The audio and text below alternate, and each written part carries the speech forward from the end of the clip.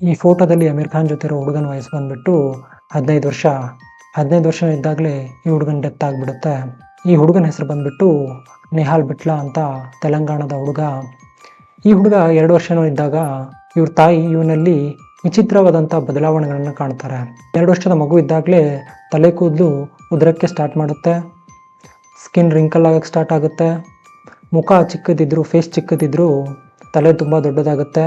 ಈ ಕಂಡೀಷನ್ನ ನಾವು ಏನಂತ ಕರಿತೀವಿ ಅಂದರೆ ಪ್ರೋಜೆರಿಯಾ ಸಿಂಡ್ರೋಮ್ ಅಂತ ಕರಿತೀವಿ. ಇದು ಮೆಡಿಕಲ್ ರೇರ್ ಕಂಡೀಷನ್ನು. ಇಲ್ಲಿ ಏನಾಗುತ್ತೆ ಅಂತಂದರೆ ಮಗುವಿಗೆ ಏಜ್ ರ್ಯಾಪಿಡಾಗಿ ಗ್ರೋ ಆಗುತ್ತಾ. ಸೊ ಮಗುವಲ್ಲಿ ನಾವು ಚಿಕ್ಕ ಮಗು ಇದ್ದರೂ ಕೂಡ ಅವ್ರು ನೋಡೋಕ್ಕೆ ದೊಡ್ಡವ್ರ ಥರ ಕಾಣಿಸೋಕ್ಕೆ ಸ್ಟಾರ್ಟ್ ಮಾಡ್ತಾರೆ. ಕೂದಲು ಉದ್ರಕ್ಕೆ ಸ್ಟಾರ್ಟ್ ಆಗುತ್ತೆ, ಸ್ಕಿನ್ ರಿಂಕಲ್ ಆಗೋಕ್ಕೆ ಸ್ಟಾರ್ಟ್ ಆಗುತ್ತೆ. ಅದಾದಮೇಲೆ ಮುಖ ಚಿಕ್ಕದಿದ್ದರೂ ಕೂಡ ತಲೆ ದಪ್ಪಗಾಗಕ್ಕೆ ಸ್ಟಾರ್ಟ್ ಆಗುತ್ತೆ. ಸೊ ಏನಿದು ಪ್ರೋಜೆರಿ ಸಿಂಡ್ರೋಮ್ ಅಂತಂದರೆ?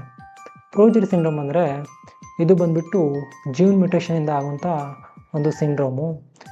LMNA ಅನ್ನೋ ಜೀನ್ ಮ್ಯೂಟೇಷನಿಂದ ಏನಾಗುತ್ತಂದರೆ ಸೆಲ್ಲು ವೀಕ್ ಆಗುತ್ತೆ.